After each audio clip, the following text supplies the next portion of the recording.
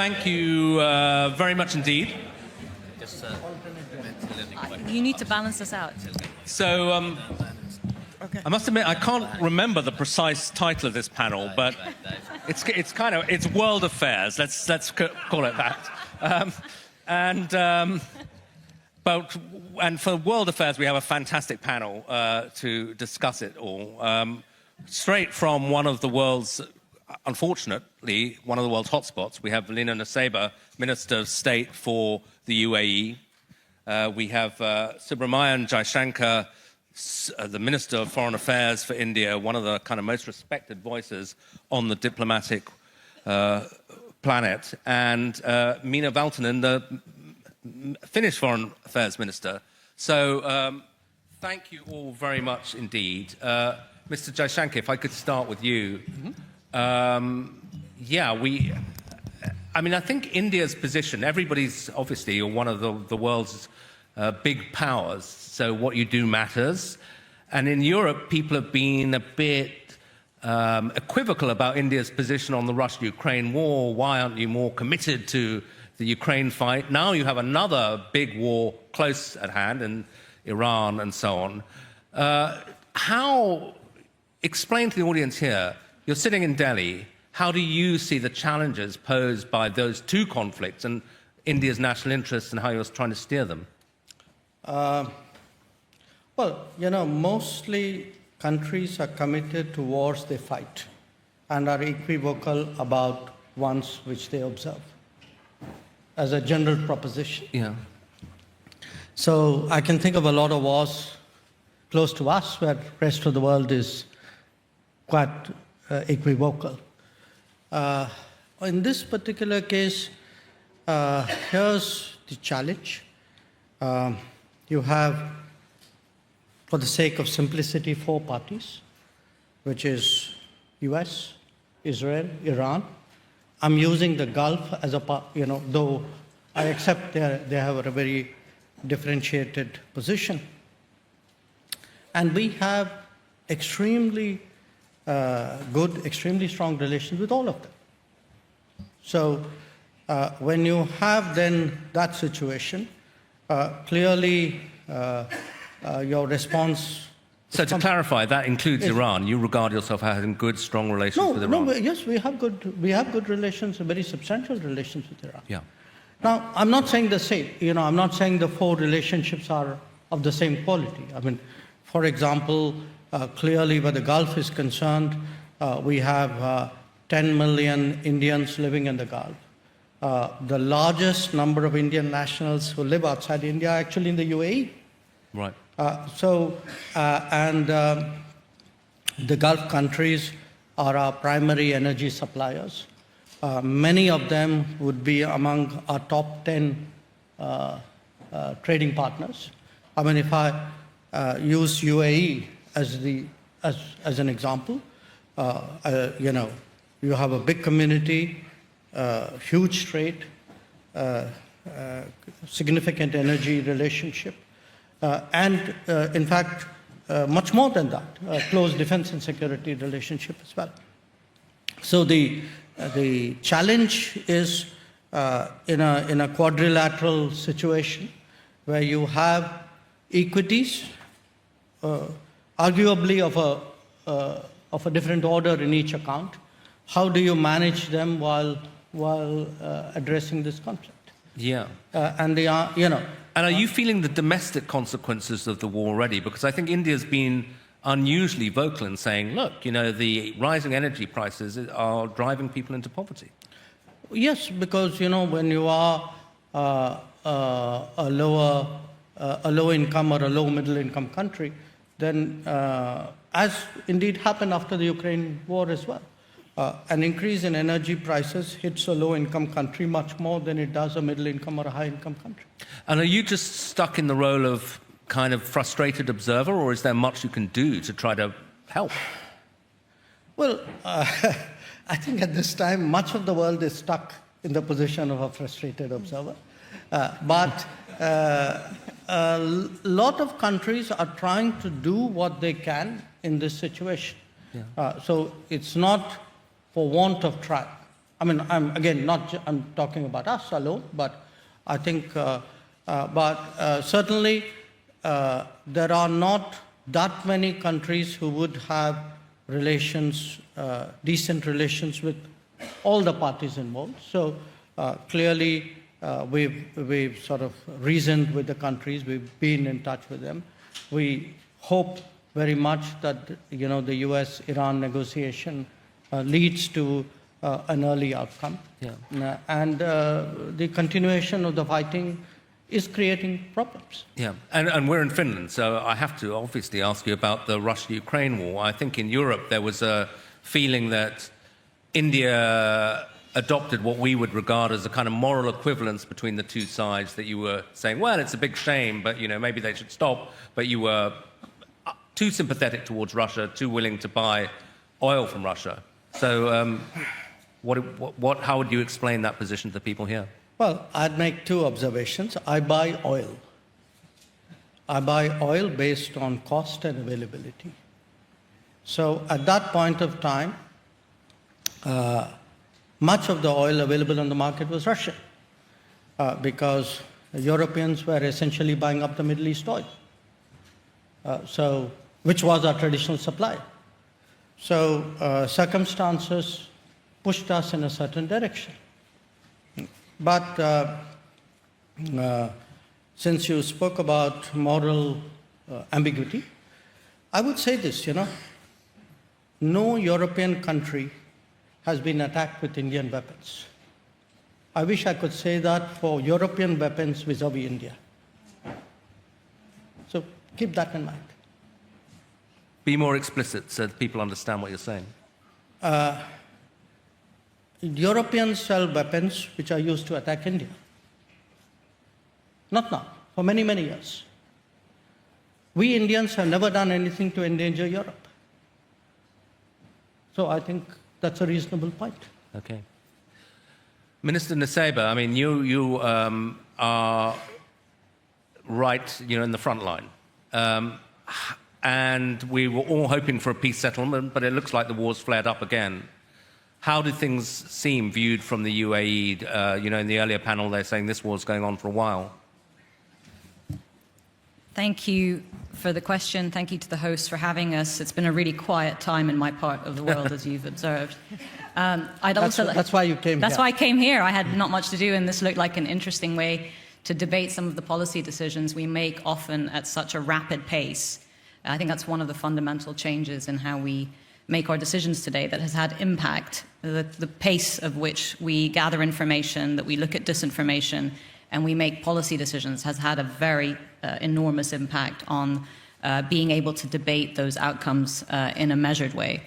I'd really like to also thank both of you because you're doing a lot of my work for me today. The Ambassadors Forum, the UAE Ambassadors Forum is meeting in Abu Dhabi today, and they asked me to address it from my hotel room in Helsinki last night. I said I have far better practitioners sitting on the panel here today, so you are being webcast into the UAE Global Ambassadors Forum, so thank you for doing that as well.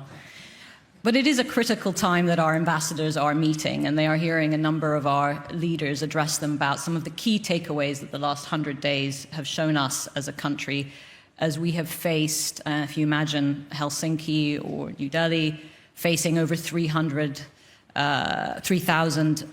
drones and missiles in the space of 100 days, in a country that has been geared towards relative peace and prosperity for quite a number of decades. I think you can imagine the enormity of the shock that we've had to absorb in being able to adapt to that and to be resilient in those circumstances. So the first takeaway has been that the investment we have made in being resilient as a society, as an economy, but also in terms of our military capacity has paid off. That has really paid off, and that has been over a decade in the making. I think you've seen that we've responded to over 90% of those attacks successfully. And I see many of my colleagues, but also from the UN in New York, but also many ambassadors who have lived through that in the UAE, who have felt that the UAE protected them as if they were, like the Indian community, home. I think that's the other key takeaway about the UAE lesson and the model, is that it has been a one society response to this crisis. And it strikes me as I sit in Finland that has a very long border with a dominating regional hegemon, that there are more similarities in our region and in Europe today that have come to the fore in the last 2-3 years than perhaps we first realize when we look at each other across the waters, or when we take flights to each other's countries and when we visit each other's museums. There are a lot more similarities in the way the international system functions or misfunctions. And I think that's my second takeaway. And I heard this a lot in the very good opening remarks today from President Stubb and from President Ruto, that ultimately we're all in this room vested in this international system. It matters to us. What is playing out, or what has played out in Ukraine, and I remember that India and the UAE were actually on the Security Council when that disruption or that rupture or that disorder happened in 2022. We were on the Security Council together, looking at how the international system would respond. We were also facing similar disruptions in the Middle East, in Africa, with each continent, to a degree, saying, this is not my war. And I think that is the takeaway theme for me about the failures of policymaking and leadership, in fact, that has led to this trust deficit. It was only recently that we heard a European leader talk about the Iran war as not our war.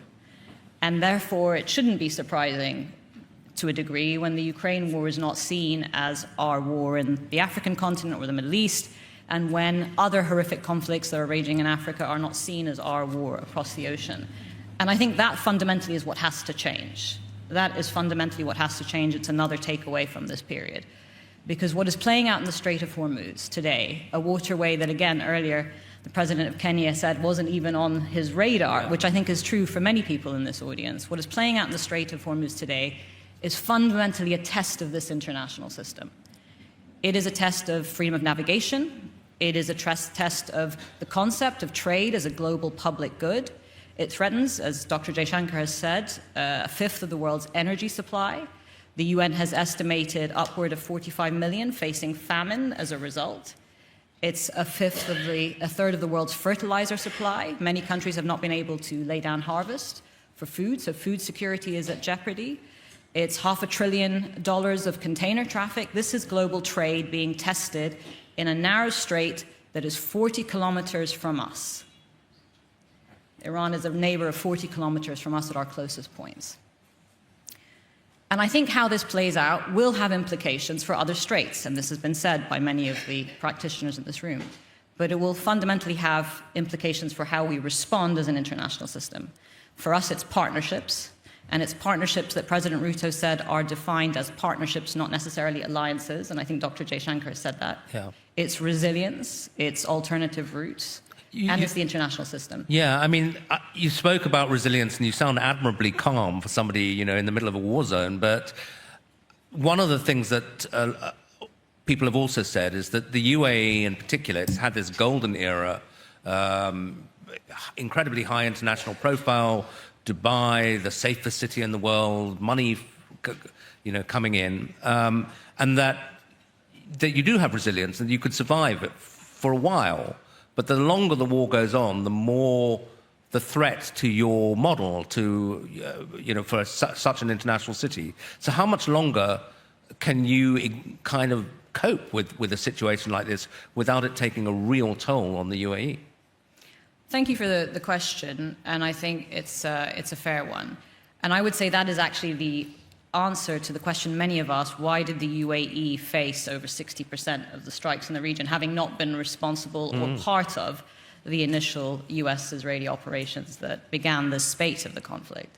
And I think the answer to that is exactly what you've just said, Gideon. It's the model.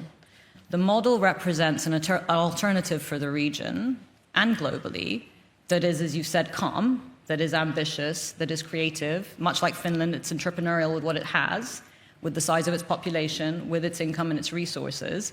We're not quite the number 10 years in a row happiest country on earth yet, but we've tried, we've strived to be a country that has focused on innovation, that has focused on prosperity, that has focused on healthcare, on AI, on investment, on infrastructure, and trade. And I think that model is what is under threat today, which is why in our defense, much as Ukraine has defined its defense as existential, I think the UAE sees the defense of this model, not of our country. We've been able to do that quite calmly, and I think we'll continue. We've actually demonstrated incredible capacity that was perhaps not taken into account before. But I think the UAE has demonstrated also that it has vision. And ultimately, capital flows to places not only that demonstrate resilience, but that show an alternative vision to the dysfunction that we're seeing from many leaders and systems around the world today. So countries want to see a country that has good governance, good laws, and ability to defend itself. Capital today is not risking environments that are completely safe because they don't exist. They don't exist. So showing the resilience actually has made us a better bet, and I think showing the vision has made us a better bet, and that's what we're doubling down on. Again, if I can just answer another question that you've posed in that. We're also looking at our strategic autonomy in very serious ways and in an accelerated way. So by the end of 2027, the Strait of Hormuz for us will not necessarily be a route we need. Today we're already getting 70%, over 70% of our product out to market. By the end of 2027, in terms of energy export, it will be at 100% through other pipelines. So what is at stake at the Strait of Hormuz is not necessarily for a country that's already over 70% non-oil GDP. It's not necessarily what is going to define our future economy, but it is going to define what happens in the global economy, including, as I come back to it, the issue of famine and food security, which is why I will say to the audience here, I think what happens in the Strait of Hormuz is your problem. I think what happens in the European continent is our problem. And I think the role that countries like India and the UAE play in trying to bridge the realities of great power conversations is part of our problem as well, and the role that we can play. Okay. Alina Valtonen, you know, you're sitting right next door to Russia, to Ukraine. Do you really have, to use the modish term, the bandwidth to engage with another conflict with the Iran war, or is it really, if you're sitting in this part of the world, all about Russia and Ukraine? Well, of course, you have to concentrate on everything that's going on in the world, and plus everything is interlinked too. First, I would like to start, though, with referring to what Dr. Jaishankar said earlier on buying oil from Russia. Let us remind ourselves that Europe in itself, or when we introduced as the West the oil price cap, the idea was not to prohibit the world from buying Russian oil, right? So in India's defense, and I do understand that India is buying Russian oil, at least mostly within the oil price cap, that's basically the intention of the entire system, because when that was introduced, the entire idea was not to disrupt the entire oil market, but essentially to make sure that, yes, oil is supplied also from Russia, but Russia is not just making a massive margin out of it. Mm-hmm. So in that in that sense, it is and has been working, even though the Iran war now, of course, has a little bit disrupted the entire idea to the extent that, for instance, the US has put some of the sanctions out of place, at least for the time being. But that about that. But of course, Russia's war against Ukraine is an existential question to Europe. And I would say more to the world as well than perhaps countries tend to think. And I do also subscribe to the idea what also Lena said earlier, that you know, we can't afford the thinking that this is not our war. I think it's fair to say in the context that, yes, it is not NATO's war, because NATO did not attack Iran, right? But to the extent that nobody wants to see a nuclear Iran, and nobody wants to see, for instance, the Iranian authorities killing their own citizens on the streets, then definitely it's a global issue and something we need to take care of, like is the Strait of Hormuz. I mean, Finland is committed, or has committed itself to the French and UK initiative to essentially making sure that traffic happens once the hostilities are over. And now we're just waiting for the deal. Yeah. We may be waiting some time. But talking about, though, the war next door, Russia-Ukraine, it seems to me there's been a real shift in mood in the last couple of months, that if you'd had this conversation a year ago, it would have been very pessimistic about Ukraine's chances. 6 months ago, people were saying, or I was in Ukraine in February, And it was, you know, they felt, okay, we survived the winter, but this feels endless, and we're going to be back here in another year's time, and it's taking a big toll on us. But these deep strikes by the Ukrainians into Russia, plus signs of kind of grumbling openly within the Russian elite that the war's not going well, do you feel we're kind of at a turning point? I think so, and I certainly hope so. I don't think there's an end to this war unless Ukraine, in some shape or form, wins. Because otherwise, That's Russia... an interesting point, but in what, you know, because sometimes, you know, some of the Americans would say to me, I mean, even the Americans who are backing this, Ukraine's not going to win. I mean, like, Moscow's not going to fall. There's got to be a settlement. Yeah.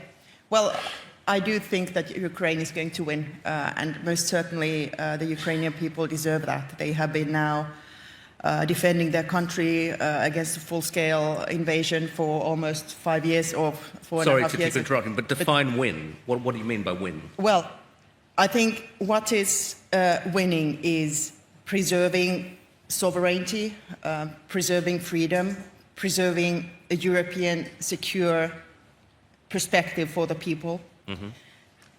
And I should say as well that preserving your territory, because, I mean, that is your legal, entitlement based on the UN Charter. And that is also not impossible. Nothing is impossible. And if we look at the picture, like you, Gideon, pointed out, I mean, things are completely different, well, not completely different, but so much better now than 3 to 4 months ago.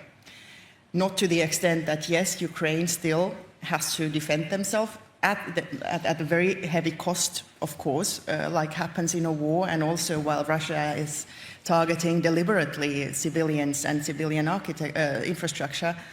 That's for one. But the thing is that Ukraine has been able to not only hold the line on the battlefield, they came through another harsh winter, but what is, I would say, the main difference now is that they have been able to challenge Russia throughout their vast territory, because what used to be, or what always historically has been Russia's main asset is that they have this massive landmass.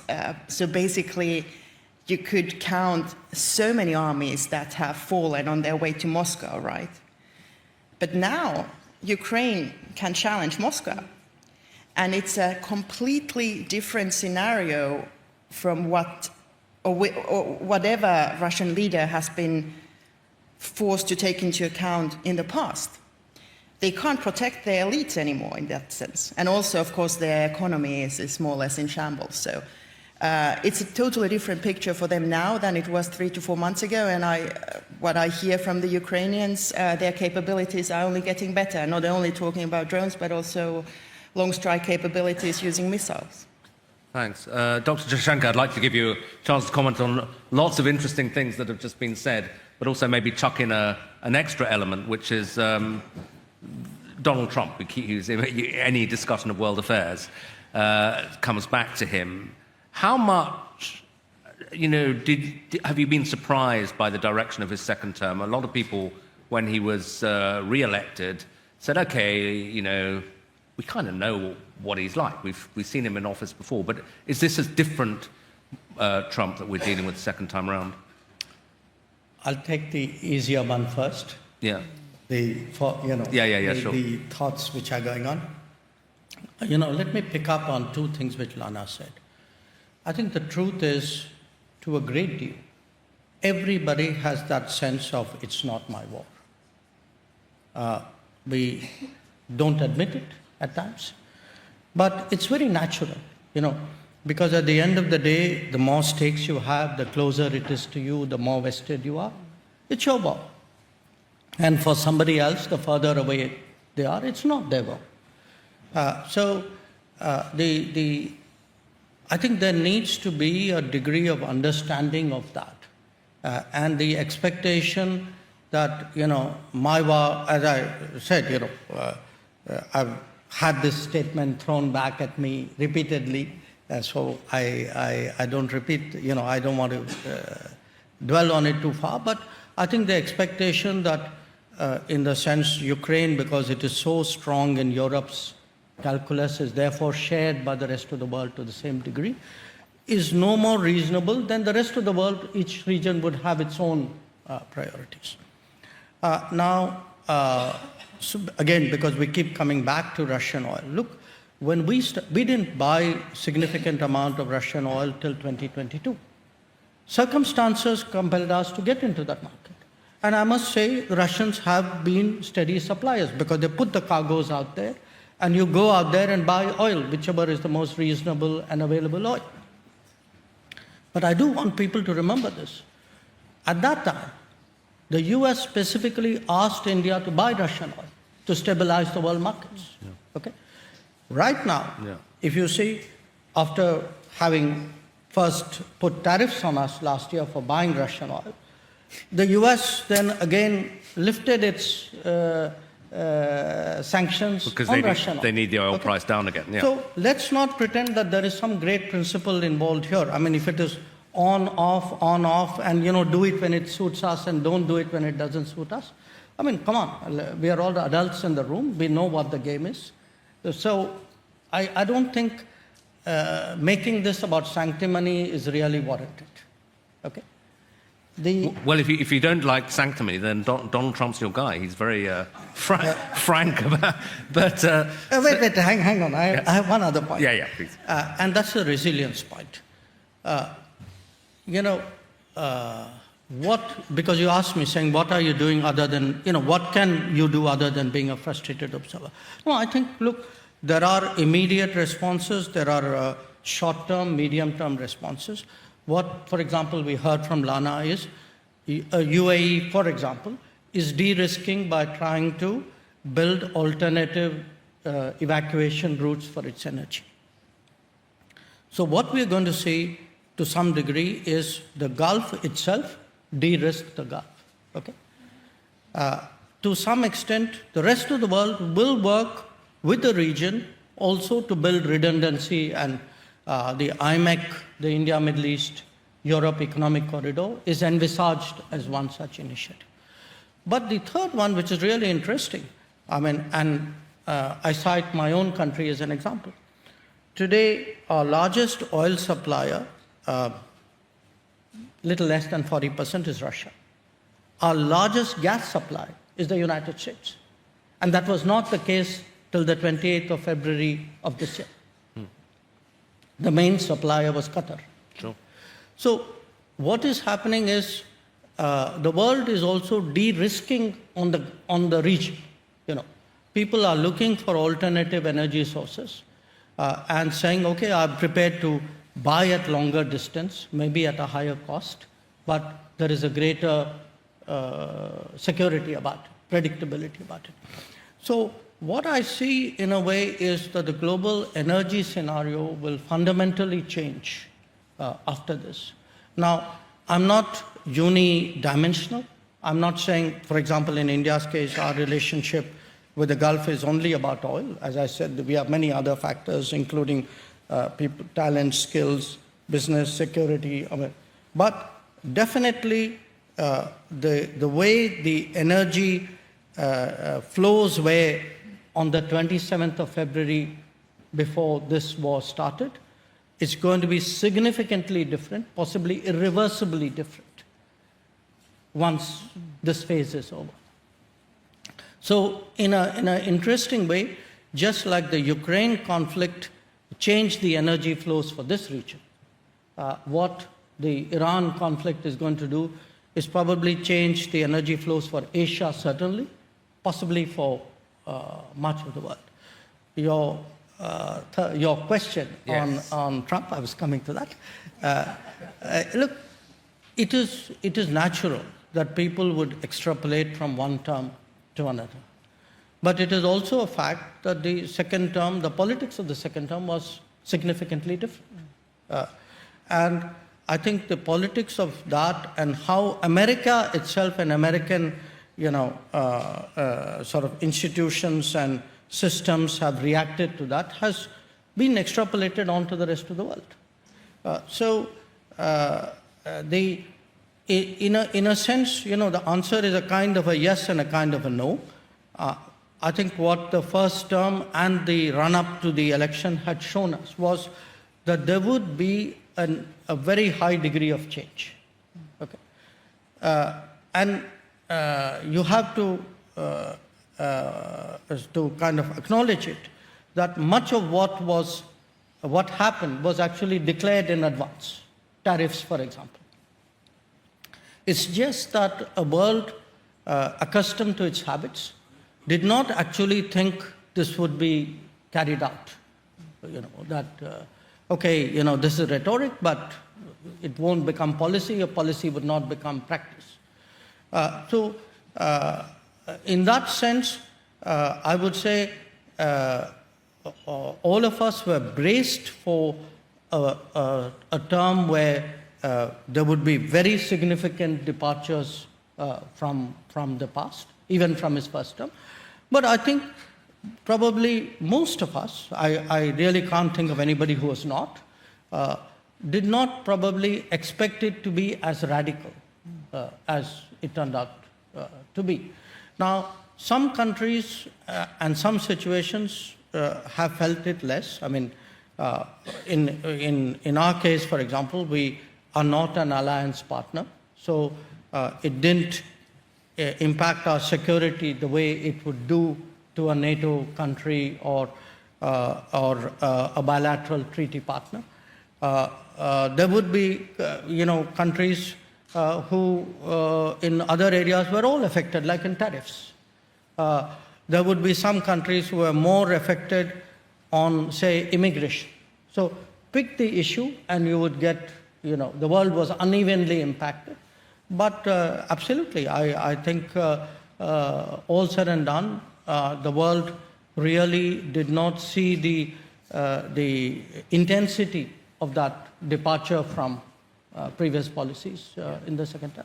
Yeah, and Minister Nusseibeh, I guess, Donald Trump, as we're just hearing, he's surprised us in many ways, continues to surprise us. And I think one of many states in your region, even if they were suspicious of Iran, were surprised by the US-Israeli attack and not particularly pleased that they weren't consulted in advance.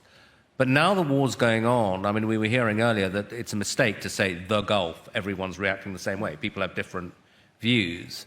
And the UAE, rightly or wrongly, you tell us, is regarded as the most hawkish of the Gulf states, as the one that says, okay, this war's started, now we've got to kind of finish the job. And people are very intrigued by the closeness of your relationship with Israel. So tell us about it. I think, different countries had different risk appetites in the response to what was an unprovoked Iranian aggression on a number of Gulf countries, but also Jordan, after the beginning of US-Israeli operations. And you're right, we were surprised. And you are also right that we were doing a lot prior to February 28th to try to make sure such an escalation didn't happen. I myself was in Tehran 3 weeks prior to the 28th of Feb, meeting with the foreign minister and other senior officials in the foreign ministry to talk about the last decade of our foreign policy, which was really trending towards economic incentives for Iran's integration into the region. In the same way that we had also, I think, in a step change for regional policy in 2020, joined the Abraham Accords, reverting decades of a stalemated Arab position and trying to also incentivize Israel, not only for a different economic integration into the region and a bilateral partnership with us and the other Abraham Accord countries, but also to understand that the full comprehensive peace dividend could also be achieved through the two-state solution for the Palestinian people also and self-determination. So trying to change the script in that way. I think the jury's still out on both of those initiatives. Obviously, Iran's unprovoked attacks on us and other GCC countries has, as Dr. Jaishankar said, galvanized the regions in ways that some of which we've absorbed and some of which we cannot possibly absorb until we're through, I think, this very inflamed period. But there have been some lessons. I think one of them is that obviously while we trend towards de-escalation, exercising our full rights under Article 51 of the UN Charter and self-defense actually created a deterrence that was needed and has been established. Two, that we continue to play the role of trying to see a pathway through for regional integration of all the countries in the region. I think Dr. Jaishankar's point on diversification of global energy supply, but also corridors for everything from tech to AI to container traffic, whether it's IMEC or I2U2, will pay the peace dividend also of the other relationships, including that with Israel, because we are being given no other alternative. 3, the partnerships with countries are going to be based not necessarily on language or shared history or regional proximity, but on shared vision. And I think this is something that has really come to the fore of UAE foreign policy. So it's been a decade, if we talk about global energy transition, where we have been focused on global energy transition to clean energy in any case, in spite of, without knowing that this war was coming. And we are doubling down on that. It has been a decade where we have been massively invested in AI. We'll be building the biggest AI data center in the UAE outside of the United States in partnership with US tech. That's been a long-term perspective. With India, I remember, and I've seen the dinner table many times, where His Highness Sheikh Abdullah and Dr. Jaishankar decided not only would we sign a free trade agreement with each other, but that we would negotiate and conclude it within 88 days. India and the UAE. And it may seem like an agreement that was negotiated and concluded in 88 days can't have had that much impact, but actually the estimated trade figures and targets of 100 billion in trade has already been exceeded. We've set a new ambitious target of 200 billion by 2032. So I think we're showing that it's not necessarily the regional groupings of the past that determine the outcomes of our future, but it's the shared vision. Yes, okay. We've responded. Sorry, Gideon. Go ahead. Please. No. So yes, we've responded in a way that I think has asserted a necessary defence. But don't forget, we were also under severe attack. But at the same time, we've maintained that the vision that we offer in our country, in our region, the 200 nationalities living there, although we are a small population ourselves, the investments we've made in tech, in AI, in diversification, in clean energy, and in education are the right trajectory for the region, not the one that Iran and other countries have pursued that have trended towards funding of state proxies in other countries, in other Arab centers, or a ballistic missile weapons program that seems to have been designed to be aimed at regional partners, not at threats further away. And I think that's a fundamental conversation that we have to have with Iran. We hope for a peaceful resolution to this further inflammation, but we hope for one that also deals with some of the fundamental questions. And I think that's what we're now pushing forward today in the de-escalation. I'm going to do something rather unfair, which is ask you a massive question and give you 2 minutes to answer. Absolutely. Because I should also go to the floor. But I was just thinking, as you were talking, that we heard from Minister Valtonen, very unequivocal, Ukraine's got to win, Russia's got to lose. How do you see this war ending? Would you say Iran has to lose, or there has to be some kind of new understanding? How does it end? I'd like to see the 93 million people of Iran who have a shared history with us, close borders, incredible resources, education, and aspiration, achieve a better future for themselves. I'd like to see the people of the UAE flourish and be able to execute their vision of hope and optimism. And I'd like that to be a model that with countries like India and other countries in the region, we build out towards, as opposed to one of conflict and war. I think that's a fundamental human yearning. We've seen it over centuries, that while we have fallen into conflict, we've always trended towards systems and laws that prevent those conflicts. And I think... But can we get to that lovely endpoint by non-military means, or without violence? I mean, they're not going to agree to that, the regime. They're not going to step aside. You were talking about the current negotiations. Yeah. I think the jury's out on how the negotiations are going. I won't speak for how U.S. officials are seeing it. I think there are some in Iran who are moving towards a negotiating posture. Obviously, there are fundamental issues that they're discussing. I think much like Gaza and the UN Security Council Resolution 2803 that established the Board of Peace and an end to that conflict and the building out of hopefully a roadblock towards eventually a Palestinian entity that takes over Gaza and the West Bank. I think much in the same way, you can't fix it all at once. You have to build out the building blocks. So if the first step is looking at the nuclear program, then looking at ballistic missiles, looking at neighbors and regional security comes later. But you need to begin with something, and I think that's what the negotiations are trying to do. I've got loads more questions for you, but I'll restrain myself because I want to give the audience a chance. There's a gentleman there.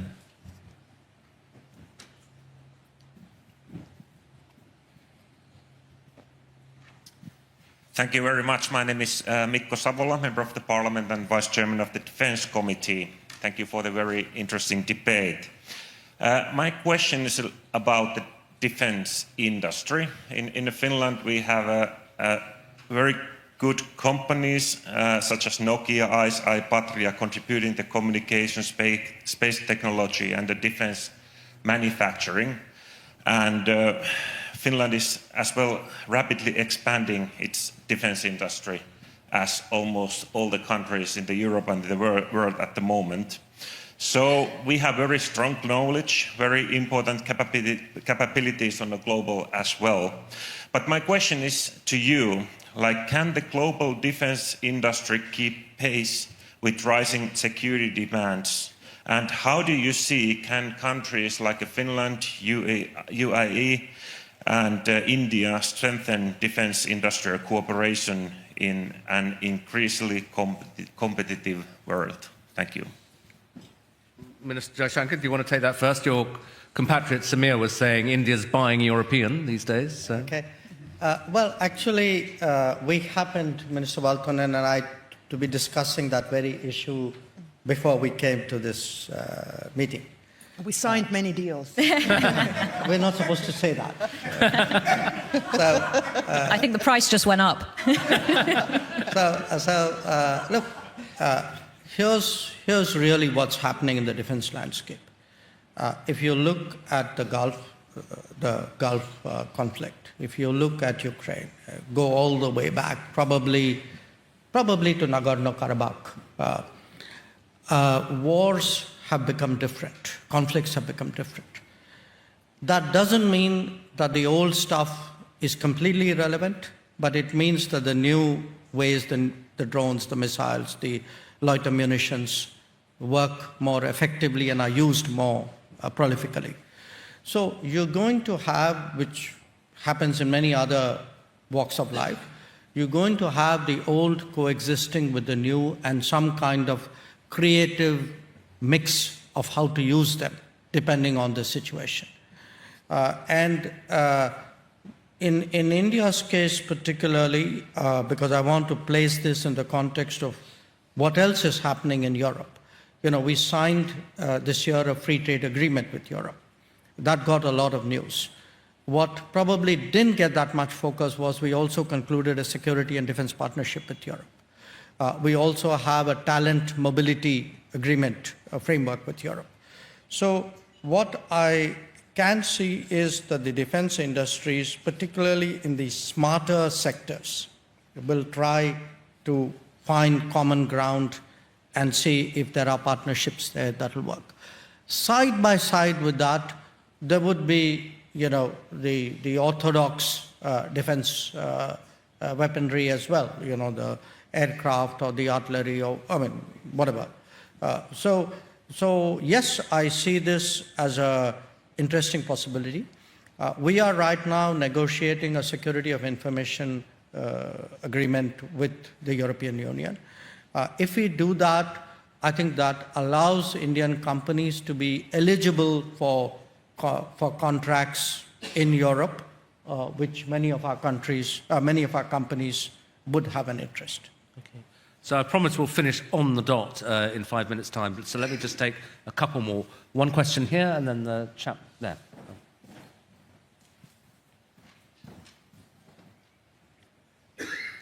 Thank you so much for interesting conversation. My name is Minja Koskela and I'm the chair of Left Alliance. In the earlier panel discussion, there was a discussion about multipolarity, which was explained so that there are multiple small conflicts in many points and many parts of the world. And my fear is that whether these conflicts are big or small, they will lead to enhancing protectionism instead of international cooperation and multilateralism. And to some extent, I believe that that has already happened.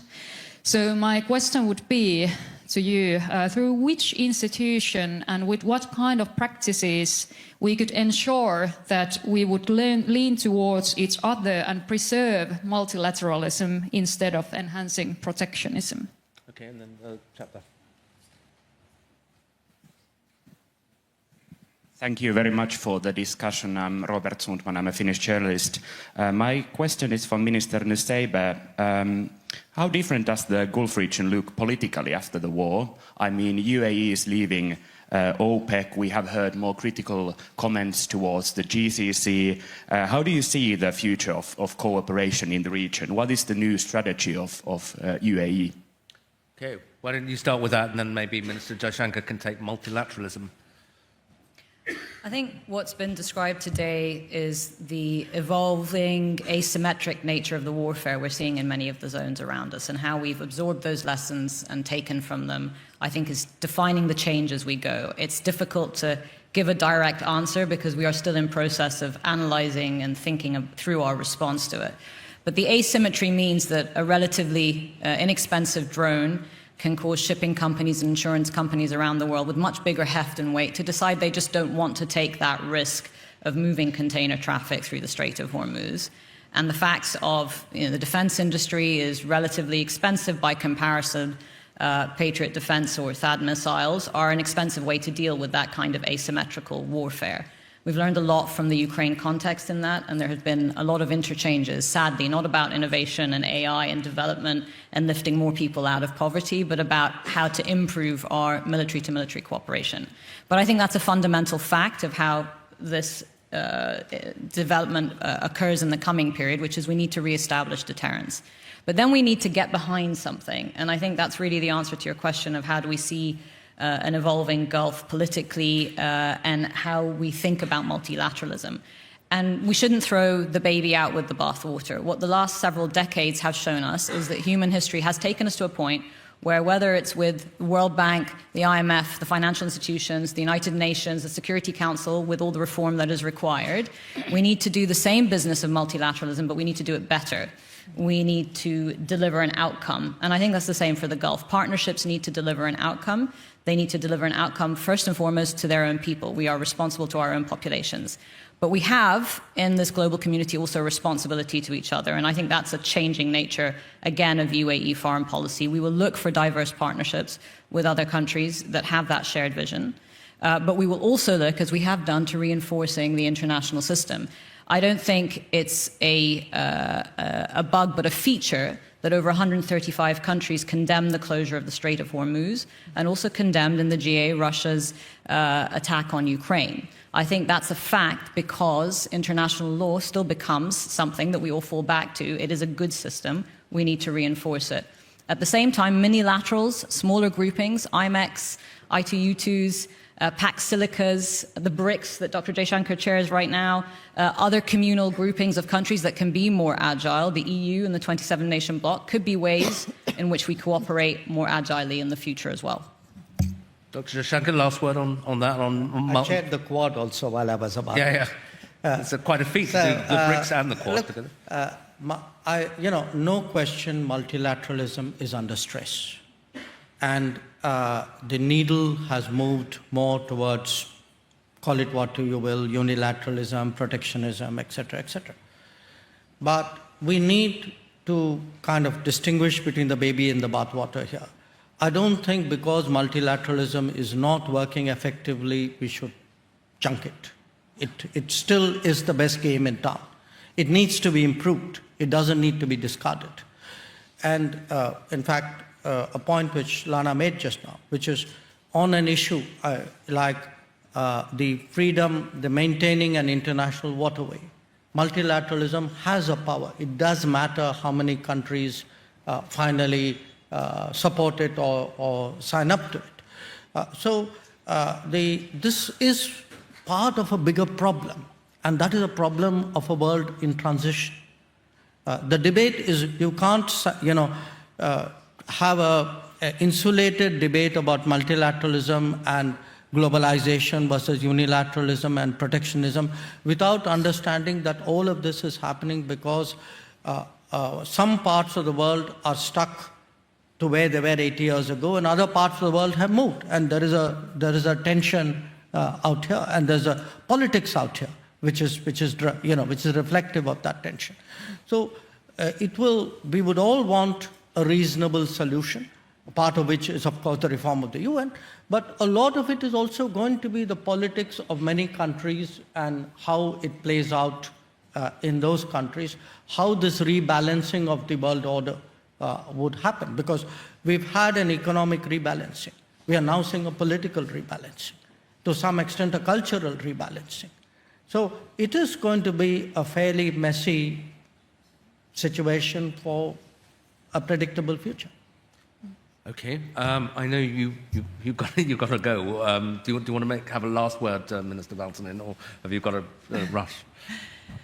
No, well, thank you. Not much to add, but a couple of points. First of all, Finland is running for the UN Security Council 29-30, so please keep that in mind, and thank you for... Me too. Exactly, We're supporting both of you. 28, 29. Exactly. So we will be cooperating there as well. And I think, well, this has been a fantastic debate. Thank you, dear colleagues. And I guess this place shows why it's pretty cool to be the president of the happiest country in the world. So thank you, Alex, for having us here. Thank you. Thanks.